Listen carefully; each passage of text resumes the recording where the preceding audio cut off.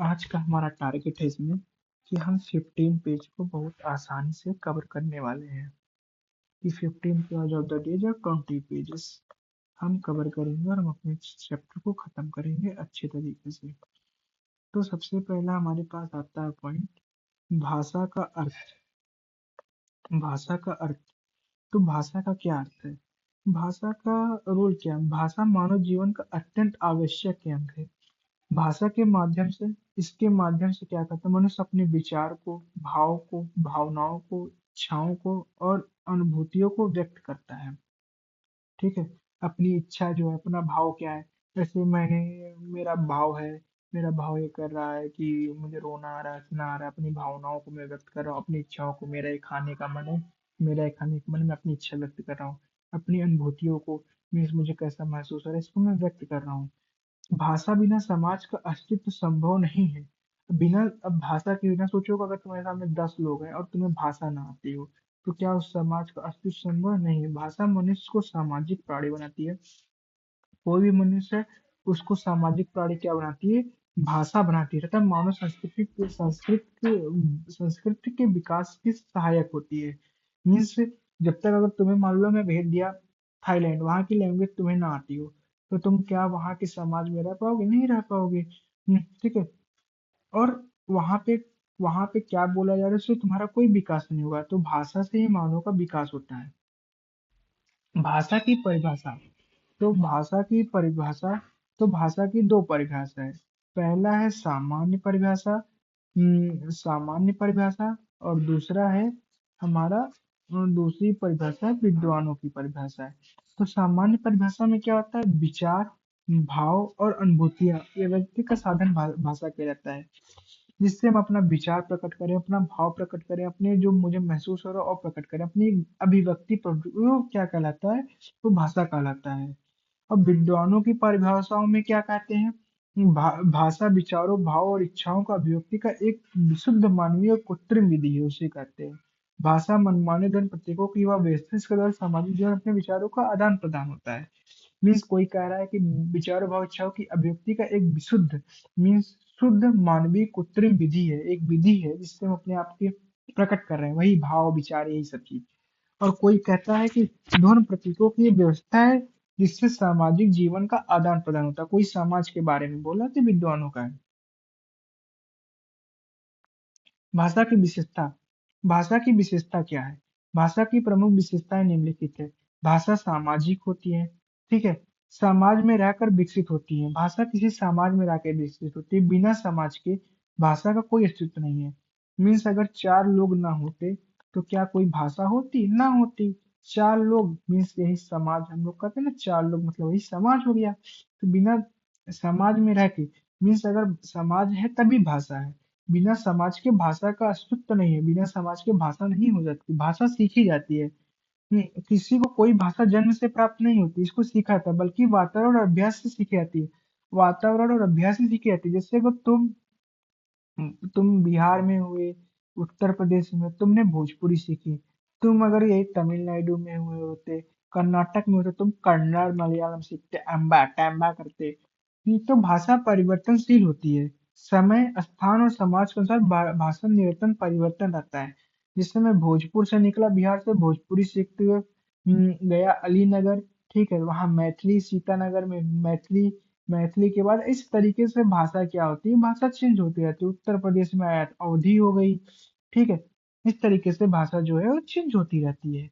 समय और देखो, समय के साथ, ठीक है, समय के साथ जैसे हम संस्कृत से हिंदी तक आ गए, समय हो गया। स्थान हो गया, स्थान हो गया कि ए स्थान दूसरा है, बी स्थान पे दूसरी भाषा है, समाज के अनुसार। अब जैसे यहाँ का समाज अलग है, बिहार का समाज अलग है, यूपी का समाज अलग है, राजस्थान का समाज अलग है। तो परिवर्तन होता रहता है। भाषा भाव की अभिव्यक्ति का माध्यम है। भाषा क्या है? कि हम जो भाव प्रकट कर रहे हैं उसकी अभिव्यक्ति। मीन्स अपने भाव को, मीन्स मुझे खाना खाना है, मुझे भूख लगी है, मुझे यहाँ घूमना है, मेरा मन बहुत करता है मैं ये करूँ वो करूँ, ये क्या है? भाव है। मुझे नए कपड़े चाहिए, क्या भाव है? बिना, मतलब अगर भाषा ही नहीं होगी मुझे नए कपड़े चाहिए, बिना भाषा के मैं कैसे बोलूंगा, नहीं बोल पाऊंगा, नहीं समझा पाऊंगा अपनी बात।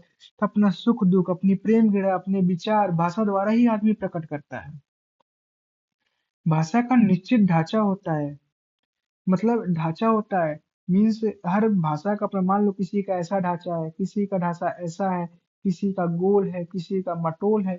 लेकिन मतलब ये गोल मटोल मीन्स ये सबका अपना अलग अलग व्याकरण है। भाषा का हर भाषा का अपना एक व्याकरण होता है, शब्दावली और नियम होते हैं।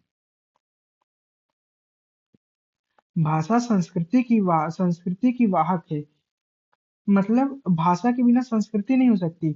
मीन्स अगर एक भाषा है, मीन्स समझो एक कार है, इस कार को हम भाषा समझ लेते हैं। एक कार है, इसमें 4 टायर बना दे, ये 4 टायर बन गए। इस पे कौन बैठ गया है? इस पे बैठ गया लैंग्वेज, ठीक है। और ये संस्कृत है, संस्कृति है हमारी, कल्चर। ये कल्चर वाली कार है। अब भाषा इसी कार से आगे जाएगी, ठीक है। जो लैंग अरे नहीं, ये कार जो है लैंग्वेज है।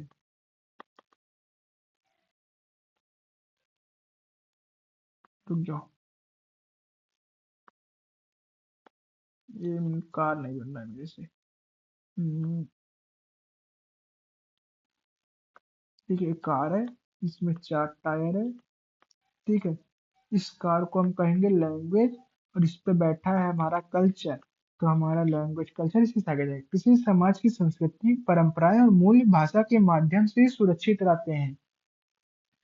भाषा का रूप मतलब भाषा के कितने रूप हैं? भाषा के मुख्यतः 3 रूप होते हैं। मौखिक भाषा, जो हम मुंह से बोलते हैं। मौखिक भाषा जो हम अपनी प्रयोग की जाती है, जिस जिस जो सबसे प्राचीन रूप है भाषा का। सबसे पहले लोग बोलना शुरू किए, लिखना ही नहीं शुरू कर दिए। दैनिक बातचीत, भाषण, कथा, कहानी, ये सब मौखिक भाषा को जाता है। लिखित भाषा वह है जिसे लिख कर व्यक्त किया जाता है। यह भाषा स्थावित्व प्रदान करती है। मीन्स पुस्तकें, पत्र, लेख, समाचार। मीन्स स्थावित्व का मतलब है कि मैंने लिख दिया, राम घर जाता है, राम घर जाता है। मीन्स अब ये यहीं पे रहेगा, ये भागेगा नहीं कहीं। ये लिख दिया मतलब इसका एक अस्थाई पता हो गया। अब मैं बोल दिया राम घर जाता है, कहीं दिख रहा है, कहीं नहीं दिख रहा है। संकेतिक भाषा, संकेतों और इशारों द्वारा व्यक्त की जाने वाली भाषा संकेत भाषा होती है। जो मूक बधिर व्यक्ति, मतलब जो गूंगे बहरे लोग होते हैं, वो सांकेतिक भाषा का यूज करते हैं।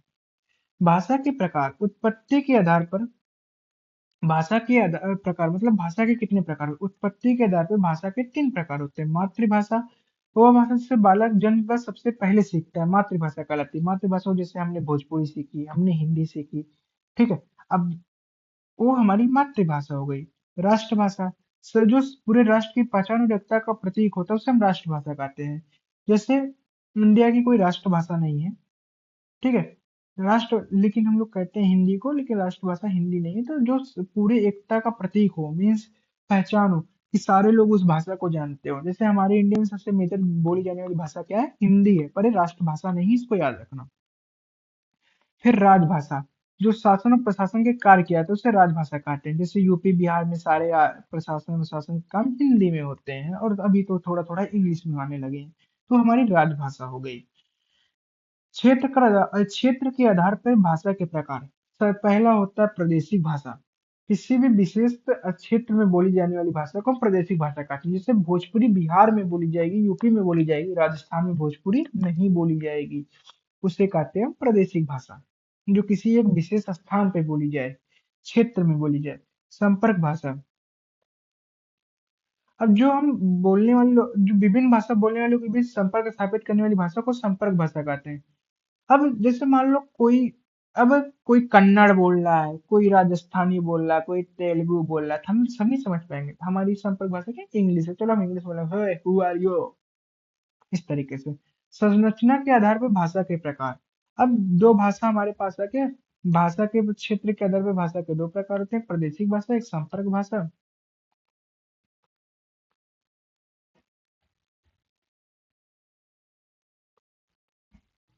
जैसे हम हिंदी से भी अपना संपर्क स्थापित करते हैं, ठीक है। इंग्लिश मत लिख देना। संरचना के आधार पर भाषा के प्रकार। विश्लेषणात्मक, जिस भाषा के शब्दों को रोकने में उसको विश्लेषणात्मक भाषा कहते हैं। अब इसको थोड़ा मैं डिटेल में तुम्हें नेट में दिखाता हूँ। विश्लेषणात्मक भाषा। विश्लेषणात्मक भाषा किसे कहते हैं?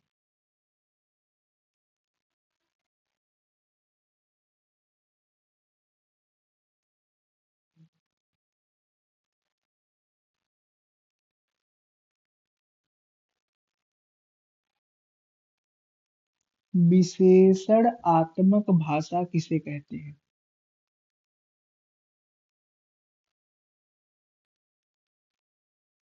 हमारा चैट जीपीटी भी थोड़ा नहीं समझ गया। जिस भाषा शब्दों के रूप नहीं बदलते। देखो, विशेषणात्मक भाषा किसे कहते हैं? जिस भाषा में शब्दों के रूप नहीं बदलते बल्कि अर्थ, संबंध, काल, वचन, कारक, पुरुष आदि को स्पष्ट करने के लिए अलग अलग स्वतंत्र शब्द जैसे सहायक शब्द प्रसक्त किया जाता है, उसको प्रयोग करते हैं, उसे विशेषणात्मक भाषा कहते हैं। इसको लिख लो, याद कर लो, नोट में ऐड कर लो।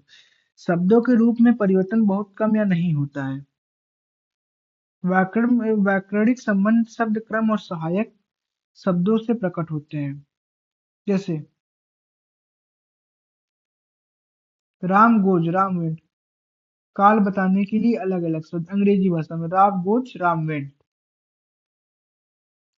राम ने सीता को घर में, ने को में परसर्ग है, तो हिंदी अब देखो, जो हिंदी हो विश्लेषणात्मक नहीं है। ठीक है, इसको सहायक भाषा होते हैं, उसको देख लेना। संश्लेषण भाषा, जिसमें शब्दों का रूप बदलकर अर्थ प्रकट होता है, उसे संश्लेषण, जिसमें शब्दों का रूप बदलकर उसका अर्थ प्रकट होता है, उसको हम कहते हैं। इन सबको डिटेल में चैट जीपीटी से थोड़ा थोड़ा इन सब के बारे में जान लो। विभक्ति युक्त भाषा, ये तुम्हारा काम है, ये तुम मुझे बताना। भाषा का महत्व। भाषा का मानव जीवन में अत्यधिक महत्व है। सामाजिक जीवन का आधार भाषा से मिलता है। शिक्षा और ज्ञान का माध्यम भाषा है। अगर इंग्लिश हिंदी ना हो तो हम कैसे जानेंगे कि हिस्ट्री में क्या हुआ और मोहनजोदाड़ो में क्या हुआ, तो जियोग्राफी में क्या हुआ। सांस्कृतिक और सभ्यता की रक्षा भाषा ही करता है। साहित्य और कला का विकास करता है। विचारों का आदान प्रदान का साधन है भाषा। अब अब कंक्लूजन, कि भाषा मानव सभ्यता की आत्मा है। इसके बिना मानव समाज की कल्पना नहीं की जा सकती। भाषा न केवल संप्रेषण है का साधन है, बल्कि मानव संस्कृति परंपरा का ज्ञान का आधार भी है। तो इसको हर आंसर के अंत में कुछ भी भाषा से कोई भी क्वेश्चन आएगा, इसको लिख देना। काव्य भाषा की परिकल्पना और स्वरूप। भाषा मानव अभिव्यक्ति का मूल साधन है। ठीक है। अब काव्य भाषा की परिकल्पना और स्वरूप। काव्य भाषा की क्या परिकल्पना है, उसके स्वरूप क्या है? भाषा मानव अभिव्यक्ति का मूल साधन है। मानव अपने दैनिक जीवन के सामान्य व्यवहार से लेकर अपने उच्चतम भावों और अनुभूतियों तक भाषा के माध्यम से व्यक्त करता है। जो भाषा जो है, मानव अभिव्यक्ति मतलब मैं कुछ भी अपनी चीजें बोल रहा हूँ, जैसे मैं तुम्हें पढ़ा रहा हूँ या मैं तुमसे कुछ भी बोल रहा हूँ, खाना खाया, तुम कैसे हो, मुझे तुम्हारी बढ़िया लगती है, क्या है ये सब? क्या है ये? मूल साधन है। मतलब मैं अभिव्यक्ति कैसे कर रहा हूँ? भाषा के माध्यम से कर रहा हूँ। दैनिक जीवन मतलब अपने रोज के जीवन में सामान्य व्यवहार से लेकर सूक्ष्मतम भाव तक, अभिभूति तक भाषा के माध्यम से व्यक्त करता है। प्रयोग के उद्देश्य और स्वरूप के आधार पर भाषा के दो प्रमुख रूप सामने आते हैं। प्रयोग और उद्देश्य के स्वरूप से आधार पर भाषा के दो प्रमुख रूप सामने आते हैं। सामान्य भाषा, काव्य भाषा। सामान्य भाषा जहाँ जीवन की व्यवहारिक आवश्यकताएं को पूरी करती है। सामान्य भाषा वो भाषा है। अब भाषा के स्वरूप, भाषा के दो प्रमुख प्रयोग के उद्देश्य से। अब हम जो भाषा प्रयोग के उद्देश्य से भारत भाषा के दो प्रकार बाहर आते हैं, सामान्य और काव्य भाषा। मीन्स अगर देखो, भाषा दो दो ही चीज में बोले जाते हैं। सामान्य बोले तो काव्य भाषा, काव्य में तो कविता लिख रहे हैं, तो हिंदी राइटिंग लिख रहे हैं, हिस्ट्री लिख रहे हैं। ठीक है, जहाँ जीवन की व्यवहारिक आवश्यकताओं को पूरा करती है वह काव्य भाषा मानव हृदय की भावना को। ठीक है, सामान्य भाषा वो भाषा जो जीवन की व्यवहारिक आवश्यकताओं को पूरा करती है। जैसे मुझे खाना दो, मुझे खाना चाहिए, मुझे पानी पीना चाहिए, मेरी तबीयत खराब है, मुझे यहाँ जाना है, मुझे वहां जाना है। सामान्य भाषा अपनी आवश्यकताओं को पूरी करती दैनिक जीवन में। अब वही काव्य भाषा हृदय की भावनाओं कल्पनाओं को सौंदर्य बोध को अभिव्यक्त करने का सशक्त है। अब सुंदर बना के कोई चीज को हम अभिव्यक्त कर रहे हैं तो क्या होती है, काव्य भाषा होती है। अब ये तो मैं कभी नहीं कहूंगा अपने समय मुझे खाना दो, मुझे खाना दो, इसको तो मैं कभी ऐसे कहूंगा नहीं कत्या के माध्यम से मुझे भूख लगेगी सामान्य जीवन में। और काव्य भाषा में मान लो कि मुझे किसी के सौंदर्य का बोध कराना है, किसी को कुछ कराना है, तो इस सब चीजों के लिए हम क्या करेंगे, हम काव्य भाषा का यूज करेंगे। सामान्य भाषा क्या है? अब जैसे किसी ने मुझसे तुमने बोला कि सामान्य भाषा, इस पर टिप्पणी लिखिए। सामान्य भाषा पे टिप्पणी है, यही लिख दो, ये टिप्पणी हो गई। किसी राइटर की टिप्पणी तो पूछ नहीं रहा एग्जाम में। डिफरेंस होता है तो सामान्य भाषा में ये लिख दो, डिफरेंस मत काव्य भाषा में ये लिख दो, कुछ पॉइंट इसके अलग अलग कर लो, पॉइंट के हिसाब से लिख दो। तो सामान्य भाषा क्या है? सामान्य भाषा वह भाषा है जिसका प्रयोग मनुष्य अपने दैनिक जीवन, परंपरा संबंध, सूचना का आदान प्रदान तथा सामाजिक व्यवहार के लिए करता है। कहाँ कहाँ करता है, देखो ध्यान से देखो। परस्पर संवाद में, सूचना का आदान प्रदान, व्यवहार, सामाजिक व्यवहार के लिए करता है। ये भाषा साधारण, स्पष्ट और बोधगम्य होती है, मतलब समझने वाली भाषा होती है। सामान्य भाषा का मुख्य उद्देश्य सीधे स्पष्ट रूप से समझना होता है, न कि इसमें संदर्भ बनाते। अब ना सो इसका मतलब सीधे रूप से समझो, इसमें कोई मैं भावनात्मक गहराई नहीं उत्पन्न करूंगा। कि जैसे मैं किसी को कहूँ तुम बड़े सुंदर हो, तो ये तो सामान्य भाषा है। अब इसी को मैं कहूँ कि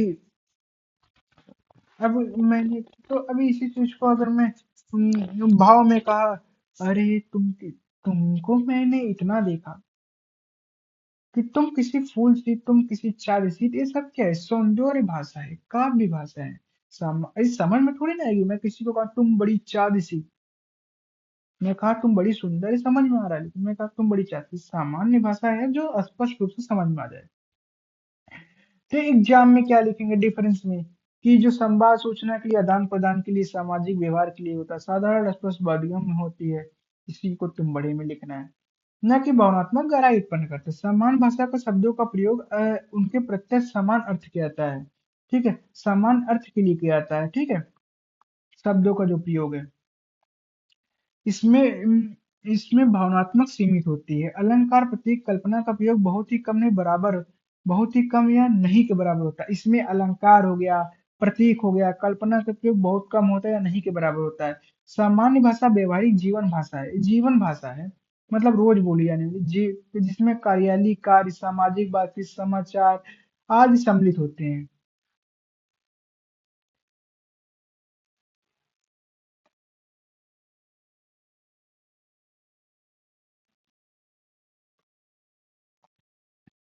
अब तुम्हारा होमवर्क है कि तुम्हें खोजना है तर्क प्रदान, अर्थ प्रदान का मतलब, और इसको और अच्छे से पढ़ना है।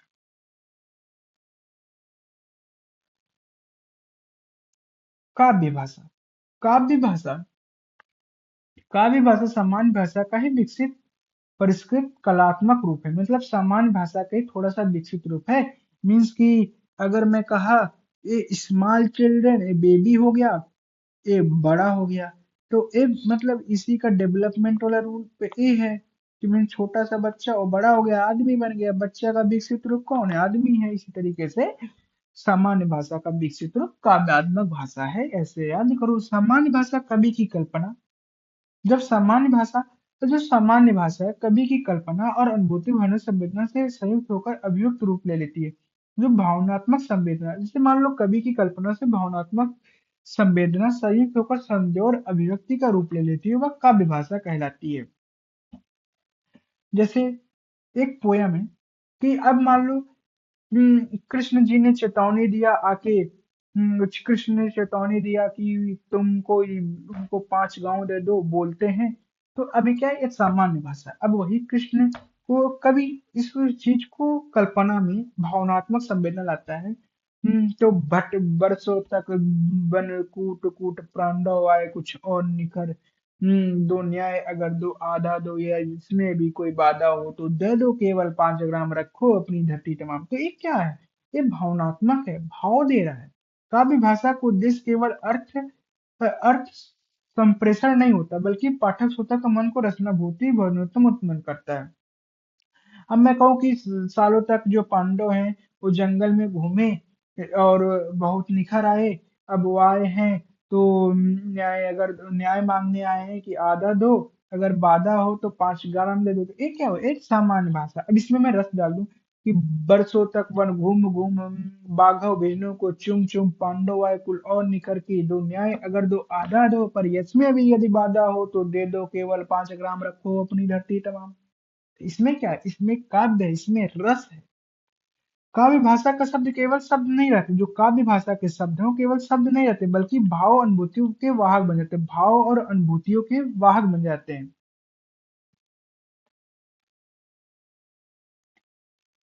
यह भाषा प्रत्यक्ष न होकर संकेतात्मक, मतलब संकेत देने लगती है, मतलब संकेतात्मक मतलब वो बहुत संकेत देके बोलती है। जैसे मैं कह दूं किसी की आंख बड़ी सुंदर है, या समझो तो एक मुझे शायरी याद है, तो इसलिए मैं ये चीज बोल रहा हूँ कि इसकी आंख बड़ी सुंदर है।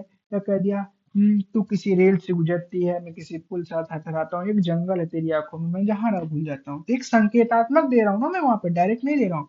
इसी कारण काव्य भाषा सामान्य भाषा की अपेक्षा अधिक गहन, प्रभावशाली और सौंदर्यपूर्ण होते हैं। इसीलिए जो काव्य भाषा सामान्य भाषा की अपेक्षा बहुत ज्यादा गहन, प्रभावशाली और सौंदर्य होते हैं, सुंदर होते हैं। काव्य भाषा की परिकल्पना। काव्य भाषा की परिकल्पना इस मूल धारणा पर आधारित है कि कविता केवल विचारों का बयान नहीं बल्कि अनुभूति का सृजन है। कवि अपने अनुभव, संवेदनाओं और कल्पनाओं को शब्द के माध्यम से इस प्रकार डालता है कि पाठक उन भावों को अनुभव कर सके। प्रक्रिया भाषा साधारण रहकर विशिष्ट कलात्मक हो जाती है। हम्म, जो काव्य भाषा की परिकल्पना है इस मूल धारणा पर है, कविता केवल विचारों, जो कविता है केवल विचारों का बयान नहीं है बल्कि अनुभूति का सृजन है। अनुभव, संवेदनाओं, देखो अनुभव, इसमें इसमें संवेदना है, कल्पनाओं के इस प्रकार पाठक को उसमें अनुभव कर सके, मतलब इसमें भाव डाल रहा है। इसमें जो कवि है अपने अनुभव को, अपनी संवेदनाओं को, अपनी कल्पनाओं को इस तरीके से डालता है कि पाठक उन भावों को अनुभव कर सके। मीन्स मैं कविता कर रहा हूँ और मैं क्या फील कर रहा हूँ, अगर वो कोई दूसरा सुन रहा है वो फील कर ले, तो ये कविता जो है एक अच्छी कविता मानी जाएगी। मीन्स मेरे अनुभव को, मेरी संवेदनाओं को, मेरी कल्पनाओं को कोई दूसरा भी जाने। भा, इस प्रक्रिया से भाषा, जो भाषा है साधारण न रहकर विशिष्ट और कलात्मक बन जाती है। आचार्य भारतीय काव्यशास्त्र काव्य भाषा के रस, धुन, अलंकार सहित माना गया। आचार्य भारतीय काव्यशास्त्र में देखो, जो आचार्य भारतीय काव्यशास्त्र, इतना नहीं याद करना, काव्य भाषा को हमको यहाँ से याद करना है। काव्य भाषा को रस, ध्वनि और अलंकार से संयुक्त माना गया है। हम्म, काव्य भाषा की परिकल्पना के अनुसार कविता में भाषा में शब्दों का चयन केवल अर्थ के आधार पर नहीं, कविता में भाषा शब्दों का चयन केवल अर्थ के आधार पर नहीं होता है। परिकल्पना के अनुसार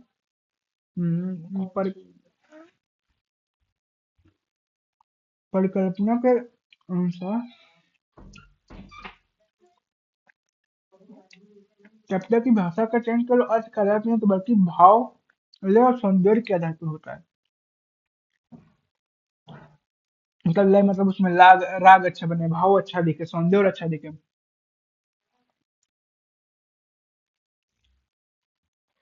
काव्य भाषा का स्वरूप। काव्य भाषा का स्वरूप अनेक तत्वों से निर्मित होता है जो इसे सामान्य भाषा से भिन्न बनाते हैं।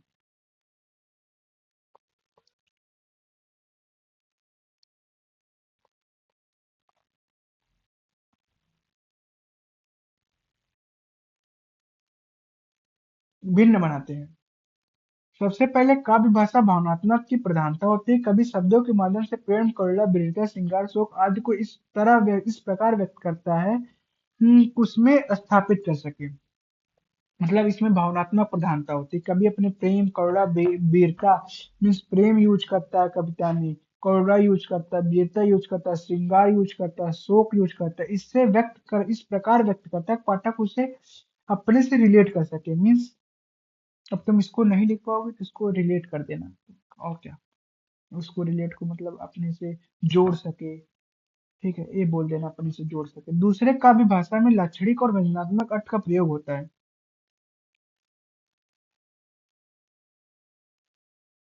पहला देखो भाव डाल दिए।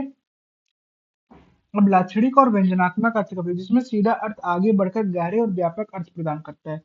जो कि सीधा अर्थ से मतलब जो सीधा अर्थ ना देके गहरा अर्थ प्रदान करता है। इससे कविता का अर्थ अनेक परतें विकसित होती है। अब देखो इन सब में तुम एक काम करना, यहाँ पे तुम एग्जाम्पल अभी तुरंत लिख लो, एग्जाम्पल रुक के यहाँ पे एग्जाम्पल लिख ले। ठीक है, इन सबका देख के नेट पे सर्च करो, लिखो, होमवर्क है। तीसरा, काव्य भाषा में अलंकारों और प्रतीकों का विशेष महत्व होता है। जो अलंकार हो गए, प्रतीक, इसका विश्व उपमा, रूपक, उत्प्रेक्षरा, मानवीकरण आदि का अलंकार भाषा को सौंदर्यपूर्ण प्रभावशाली बनाते हैं। ठीक है। इससे अतिरिक्त काव्य भाषा में लय और संगीतात्मक का भी विशेष स्थान होता है। छंद, ताल, ध्वनात्मक मतलब लय हो, गाना होना मतलब छंद हो गया, ताल हो गया, ध्वनात्मक हो गया। इससे कर्णप्रिय बनाते हैं। कानों को प्रिय मतलब कर्णप्रिय मतलब कानों को प्रिय लगने वाले। अथवा काव्य भाषा कल्पनाशीलता पर आधारित होती है, कल्पना पे आधारित होती है। कवि अर्थात कल्पना के रंगों को सजाकर प्रस्तुत करता है, जिससे भाषा की नवीनता और आकर्षण उत्पन्न होता है। लेसन 3 है, अभी ये स्टार्ट हो रहा है, तो इसमें नया टॉपिक, इसको हम कल पढ़ेंगे। उसके बाद हम कल पढ़ेंगे कहाँ तक, हमारा कल रहेगा, कल हम काव्य को खत्म करेंगे और बिंब तक जाएंगे। बिंब आपके टिप्पणी में भी पूछा गया है, तो हम कल बिंब को पूरा खत्म करेंगे।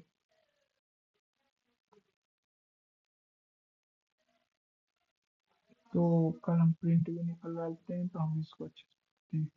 कल हम बिंब तक पढ़ेंगे, फिर हम परसों से प्रतीक विधान। तो कल का हम बिंब तक पढ़ेंगे। तो आप क्लास में बैठने से पहले एक बार रीडिंग कर लेना और इसको अच्छे से समझ लो, इसको लिख लो, नोट कर लो कहीं ना कहीं।